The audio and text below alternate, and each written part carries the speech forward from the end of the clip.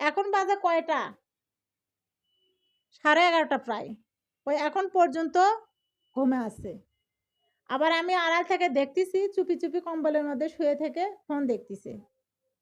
ছোলে স্কুলে নিয়ে যাওয়া লাগবে দেখে এই চুরি করতেছে। চুরি, চুরি করে ফোন দেখতেছে কম্বলের মধ্যে শুয়ে থেকে। আমি ভাবছি ঘুমায় আছে।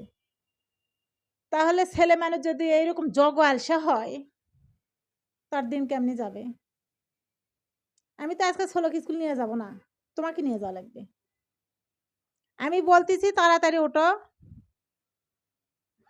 না হলে কিন্তু লেপের মধ্যে কম্বলের মধ্যে পানি ঢুকে দিব। এক বালতি পানি নিয়ে এসে কম্বলের মধ্যে ঢেলে দিব তখন বুঝতে পারবা। তাড়াতাড়ি ওঠো।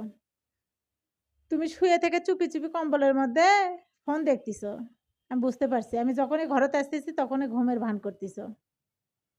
তাড়াতাড়ি ওঠো। নাহলে কিন্তু পানি ঢেলে দিলাম। না গরম চা ঢেলে দেব। বলো। কি করব? চা নিয়ে এসে ঢেলে দিব আর না হলে পানি ঢেলে দেব কোনটা? তাড়াতাড়ি ওঠো। ছোল অনেকক্ষণ থেকে কিন্তু স্কুল ড্রেস পরে রেডি হয়ে বসে আছে। আমাকে কিন্তু এখন রাগায়ও না।